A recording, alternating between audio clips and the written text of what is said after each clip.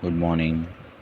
ચાલો હવે આપણે જોઈએ થિયરી વાંચી લીધી ને, બસ કાલે જે દાખલા જોયા હતા ને એના જેવા જ દાખલા છે, બરાબર. સેમ જ મેથડ છે. તો સૌ પહેલાં જોઈએ ત્રણ બિંદુ અહીંયા જુઓ આપેલા છે. બિંદુ 3 2 -2 -3 2 3 ત્રિકોણ બનાવશે, ચેક કરવાનો છે અને રચાવે તો ત્રિકોણનો પ્રકાર પણ જણાવવાનો છે. ઓકે, તો સૌ પહેલાં તો જે ત્રણ બિંદુ છે એને આપણે ધારવું પડે. ધારી દઈએ પી 3 2 ક્યુ -2 -3 અને આર 2 3 છે. એટલે સૌ પહેલાં તો ત્રિકોણ બનાવવા માટે આપણી પાસે ત્રણ બાજુ હોય, પી ક્યુ છે, ક્યુઆર અને પીઆર. આ શોધવું પડશે, બરાબર છે. ચલો સૌ પહેલાં પી ક્યુ. હવે આપણે અહીંયા વર્ગમૂળ ના લખે તો પી ક્યુ સ્ક્વેર લખવાનું, બાકી બધું એમના એમ જ. સ્ક્વેર અને વર્ગમૂળ બંને ના લખાય, ખબર પડે. એટલે પી ક્યુ સ્ક્વેર બરાબર 3 + 2 સ્ક્વેર + 2 + 3 સ્ક્વેર, બરાબર. એવી રીતે લખાય. તો આ પી ક્યુ બરાબર વર્ગમૂળમાં 3 + 2 સ્ક્વેર + 2 + 3 સ્ક્વેર. ઓકે, 5 સ્ક્વેર + 5 સ્ક્વેરનું વર્ગમૂળ એટલે 50નું વર્ગમૂળ. આનું વર્ગમૂળ નીકળે નહીં, એટલે આપણે એવું લખી શકીએ કે 5 √ 2. અહીંયા વર્ગમૂળ કરી દીધું છે, બરાબર છે. ઓકે, અહીંયા છે ક્યુઆર. અહીંયા વર્ગમૂળ એટલા માટે કર્યું છે કે ત્રિકોણનો પ્રકાર જણાવવાનો છે ડાયરેક્ટ, એટલા માટે. તો પણ આપણે ટ્રાય કરીએ, કારણ કે અસમય સંખ્યા હોય તો આપણે એનો પ્રકાર જણાવી શકતા નથી, એટલા માટે. ચલો ક્યુઆર બરાબર વર્ગમૂળમાં -2 -2 સ્ક્વેર +-3 -3 સ્ક્વેર એટલે -4 સ્ક્વેર + -6 સ્ક્વેર એટલે 4 સ્ક્વેર 16 ધન થઈ જશે. 6 સ્ક્વેર 36, 2નો સરવાળો કરો 52. 52નું વર્ગમૂળ નીકળે નહીં. 26 × 52 એટલે 13 × 4 = 52, તો 2 વર્ગમૂળમાં 13. અહીંયા આશરે કિંમત ભાગાકાર કરીને લખેલી છે, વર્ગમૂળ શોધેલું છે. પીઆર બરાબર વર્ગમૂળ 3 - 2 સ્ક્વેર + 2 - 3 સ્ક્વેર એટલે 1 સ્ક્વેર + -1 સ્ક્વેરનું વર્ગમૂળ. 2નું વર્ગમૂળ નીકળે નહીં, પણ વર્ગમૂળ આપણને શોધતા આવડે એટલે 1.41 આશરે લખેલું છે. ઓકે, કારણ કે અસમય સંખ્યા હોય તો ડાયરેક્ટ તમે કહી શકતા નથી, એટલે અહીંયા પોઈન્ટવાળી સંખ્યા લખેલી છે શોધીને. હવે જુઓ, અહીંયા બે નાની બાજુ લઈ લો, કોઈ પણ બે નાની બાજુ. કઈ છે? 7.07. એક આ બાજુ છે અને એક 1.41. એ નાની બાજુનો સરવાળો ત્રીજી બાજુ બરાબર થાય છે, ચેક કરો, બરાબર. પી ક્યુ સ્ક્વેર એટલે 50 ડાયરેક્ટ લખી દો તો પણ ચાલે. ક્યુઆર સ્ક્વેર 52, પીઆર સ્ક્વેર બરાબર 2. તો 50 + 2 કરો એટલે ડાયરેક્ટ થઈ ગયું પી ક્યુ સ્ક્વેર + પીઆર સ્ક્વેર. 50 + 2 બરાબર ક્યુઆર સ્ક્વેર. ડાયરેક્ટ બરાબર થઈ જાય છે, તો આપણને આના પરથી ખબર પડી કે આવું હોય તો આપણે કયો ત્રિકોણ કહી શકીએ? પાયથાગોરસનો નિયમ લાગુ કહેવાય, એટલે કે ખૂણો પી કાટખૂણો છે. જે ડબલ ખૂણો આવે કાટખૂણો થાય. આમ આપેલી રકમનો ત્રિકોણ કાટકોણ ત્રિકોણ થાય. બાકી તો આપણને ખબર છે કે બે બાજુ મોટી હોય તો કયો ત્રિકોણ થાય, બે બાજુ નાની હોય તો કયો ત્રિકોણ થાય. આગળના ચેપ્ટરમાં આપણે ભણી ગયા છીએ. બે બાજુનો સરવાળો જો નાનો થતો હોય, એટલે કે એક બાજુ મોટી થતી હોય તો ગુરુકોણ. બે બાજુનો સરવાળો મોટો થતો હોય ને, એટલે કે એક બાજુ નાની થતી હોય તો એ લઘુકોણ. એવી રીતે આપણે યાદ રાખવાનું છે, બરાબર છે. ઓકે, ચલો અહીંયા જુઓ, 4 બિંદુ આપેલા છે, ચોરસ આપેલો છે. ચોરસ છે કે નહીં એવું ચેક કરવાનું છે. એ 1 7, બી 4 2, સી -1 -1 અને ડી -4 4. ચોરસના શિરોબિંદુ છે કે નહીં તેમ બતાવો, તેમ સાબિત કરો, એવું પણ પૂછી શકાય. ઓકે, તો પહેલાં તો આપણે 4 બિંદુઓ લખી લઈએ, એ બી સી ડી. ચલો, તો એ બી સી ડી આપણે ચોરસ દર્શાવવો છે, તો આપણી પાસે નિયમ શું હોવો જોઈએ? ચોરસ માટે શું કહી શકાય? એક તો 4 બાજુ સરખી હોવી જોઈએ, એના વિકર્ણો એકરૂપ હોવા જોઈએ, બરાબર છે. અહીંયા જોઈ લો, ચોરસની બધી બાજુઓ સમાન છે કે નહીં, આપણે આ બધું ચેક કરવાનું છે. આટલાથી આ બધું લખેલું છે ને, આ બધું ચેક કરીએ તો આપણને ખબર પડે. આ ના લખો તો આટલું રાઉન્ડ દોરેલું છે ના લખો ચાલે, તો બિંદુઓ છે. ચલો એ બી શોધી કાઢો. પહેલાંની બાદબાકીનો વર્ગ વત્તા બીજાની બાદબાકીનો વર્ગ, બરાબર છે. સાદુરૂપ આપવાનું ધ્યાન રાખજો. હવે સાદુરૂપ તમારે જાતે આપવાનું છે. ઓકે, 34નું વર્ગમૂળ નીકળતું નથી. બીસી એવી રીતે શોધી કાઢો. પહેલાંની બાદબાકી બી અને સીના યામ જ જોવાના. પહેલો યામ કયો છે? 4. પછી સીમાં -1 છે, તો શું થાય? 4 - -1 આખાનો સ્ક્વેર. માઇનસ સુધી પ્લસ, એટલે 4 + 1 સ્ક્વેર. પછી પહેલામાં પણ એવું છે 2 માઇનસ માઇનસ 1 આખાનો સ્ક્વેર એટલે 2 પ્લસ 1નો સ્ક્વેર. ઓકે, સાદુરૂપ આપો 34નું વર્ગમૂળ નીકળતું નથી. CD શોધી કાઢો એવી રીતે. C અને Dના આયામ જુઓ -1 માઇનસ માઇનસ 4નો સ્ક્વેર એટલે -1 પ્લસ 4 આખાનો સ્ક્વેર. એવી રીતે વાયામ જુઓ -1 માઇનસ 4નો સ્ક્વેર એટલે એ તો ડાયરેક્ટ લખેલું છે. તો આનું પણ સાદુરૂપ થાય વર્ગમૂળમાં 34 બરાબર છે. એ રીતે AD શોધો. ADમાં પણ એવી રીતે આવી જશે. A અને Dના આયામ આવડી જશે ને હવે.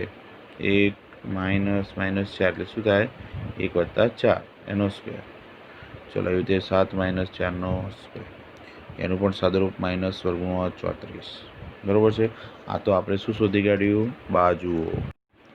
બાજુ શોધી કાઢી. હવે આપણે એના વિકર્ણ જોઈએ. વિકર્ણ કયો થાય AC. તો A અને C ના આયામ લેવાના.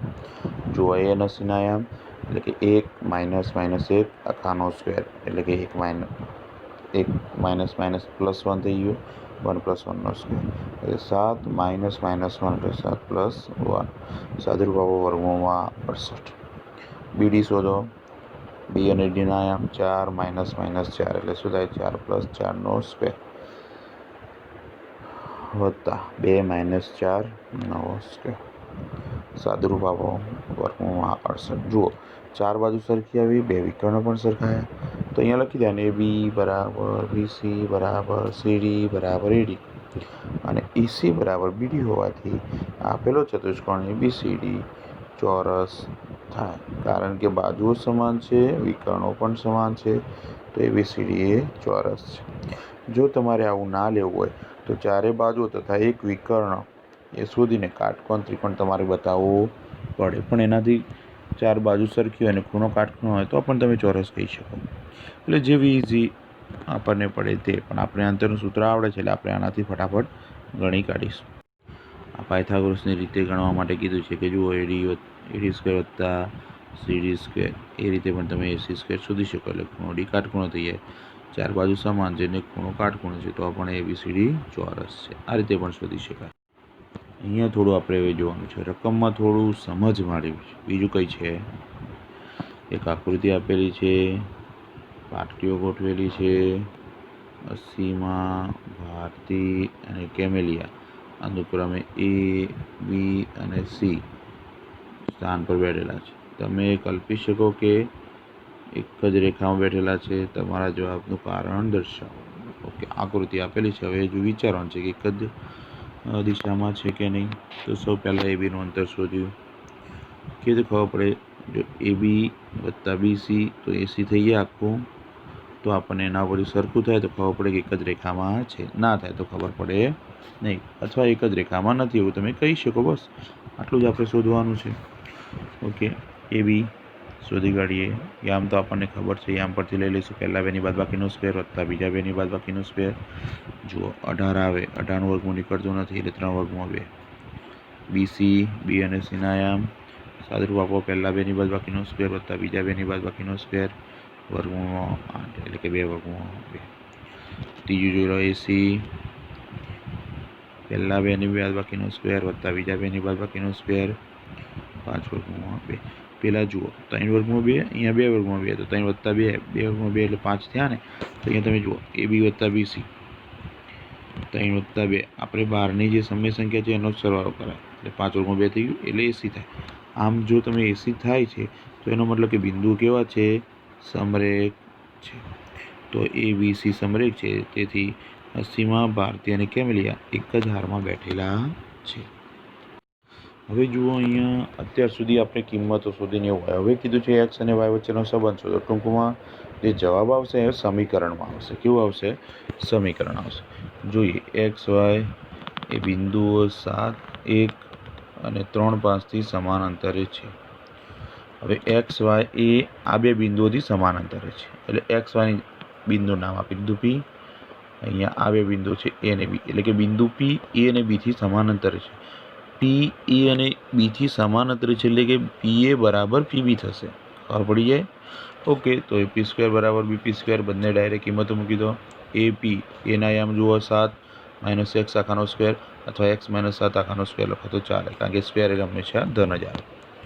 વત્તા y - 1નો સ્ક્વેર બરાબર x - 3નો સ્ક્વેર y - 5 થશે. વિસ્તરણ કરો. ચલો x - 7 હતું તો અહીંયા 3 પદ આવશે, x સ્ક્વેર ઓછા 14x વત્તા 49. y - 1 હતું તો એના 3 પદ આવશે, y સ્ક્વેર -2y વત્તા 1. x - 3નો સ્ક્વેર હતું તો એના પણ 3 પદ, x સ્ક્વેર -6x વત્તા 9. y - 5 હતું તો એના પણ 3 પદ, y સ્ક્વેર -10y વત્તા 25. બરાબર ને? ઓકે, ફરીથી યાદ રાખજો, ભૂલી ના જાઓ હવે, કારણ કે હવે ભૂલી ગયા તો પતી ગયું. હવે આમાં જુઓ કંઈ ઉડે છે, x સ્ક્વેર ઉડી જશે, y સ્ક્વેર ઉડી જશે, બરાબર. બીજું કંઈ ઉડે એવું નથી, તો બધા પદોને એક બાજુ લાવી દો. -14 છે, -14x તો -6x. તો હવે અહીંયા ધ્યાન આપી સાદુરૂપ માટે બધા પદો એક બાજુ, એટલે -14ને જમણી બાજુ લઈ જાઓ, બરાબર છે. એવી રીતે -2y ને પણ આ બાજુ લાવી દો, વત્તા 1ને પણ આ બાજુ લાવી દો, બરાબર. તો -14 આ બાજુ આવે એટલે +14, +14 -6 એટલે શું આવશે? ગણો. -8x થાય કે +8x? +8x, કારણ કે 14 આ બાજુ આવી ગયા છે. -2 હતા એ આ બાજુ આવશે, તો -10y વત્તા 2y, એટલે એમાં પણ -8y આવશે. પેલા વત્તા 1 એમને એમ રાખીએ, 49 ને 50 થઈ ગયા, 25 ને 9 પેલી બાજુ જતા રહે. 25 ને 9 એટલે કેટલા થાય? યાદ છે? 34. 50 માં 34 જાય તો કેટલા વધે? 16. બધાને 8 વડે ભાગી દો, એટલે કે x - y બરાબર 2. આ રીતે આપણે સમીકરણ x અને y વચ્ચેનો સંબંધ શોધી શકીએ. એની એક આકૃતિ આપેલી છે, 2 બિંદુઓ છે, તો 2 બિંદુઓ સમાન અંતરે છે. અહીંયા P બિંદુ છે, આ A અને B બિંદુ આપેલા છે, સમાન અંતર છે, એટલે તમે આવી રીતે શોધી શકો. AB બરાબર AP, આ બંને બાજુ સરખી છે.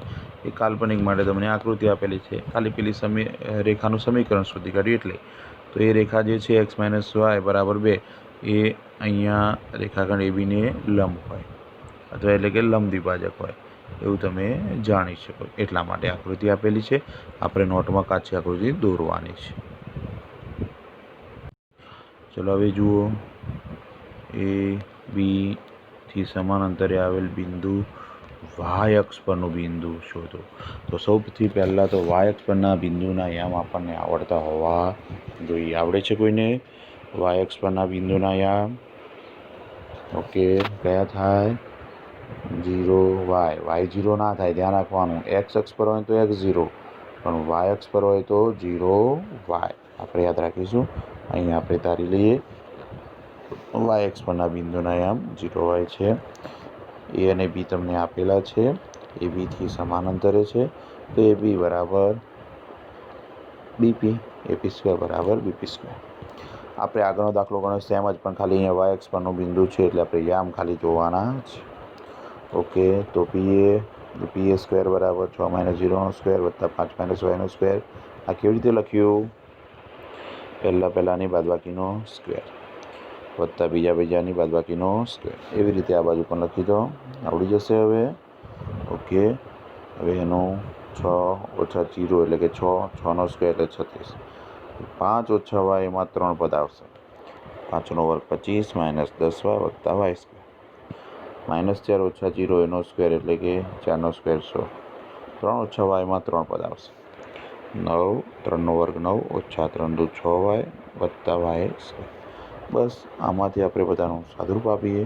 સાદુરૂપ આપીએ એટલે આપણને ખબર પડી જશે કે આમાંથી શું વધે છે. જુઓ, બંને બાજુ y² ઉડી જાય છે. 16 + 9 એટલે એ પણ 25 ઉડી જાય, તો એક બાજુ 36 વધે, પહેલાં 10y ને આ બાજુ લાવી દો. -6y વત્તા 10y થશે ને, આ બાજુ આવશે એટલે. ઓકે, તો વધે 4y બરાબર 36, એટલે y બરાબર 9. એટલે માગેલું બિંદુ કેવું થાય? y અક્ષ પરનું બિંદુ છે, એટલે કે 0, 9 થાય. હવે અહીંયા તમને ચકાસણી માટે આપેલું છે, ખાલી જોવા માટે. આ ના લખીએ તો ચાલે, કે સાચું છે કે ખોટું. તો AP બરાબર BP, એટલે Pના યામ આવી ગયા, 0y મૂકી દીધા. જુઓ, બંનેની કિંમત મૂકશો એટલે તમને જવાબ સરખો મળશે. એટલે આના ઉપરથી પણ તમને ખબર પડી જાય કે આપણો જવાબ સાચો છે. બરાબર છે. આ રીતના બધા અલગ અલગ ઉદાહરણ છે. આપણે આ રીતે આપણે ગણવાના છે, તૈયારી પણ કરવાની છે. બધા જ ઉદાહરણ 2-2 વાર લખવાના છે.